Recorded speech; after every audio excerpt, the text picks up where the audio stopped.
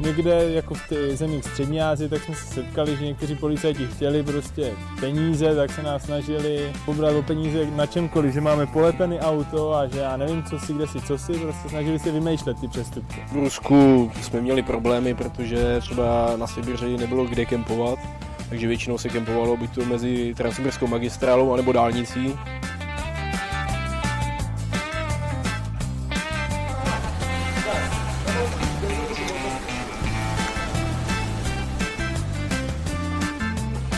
A naštěstí jsme to dobře vykomunikovali.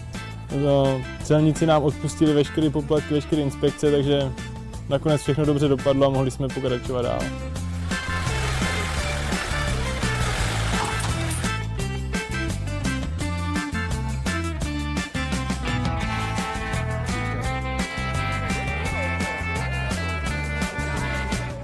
Teď ještě zvládne cestu do Ruska, tam zůstane jako hrdý exponát v muzeu.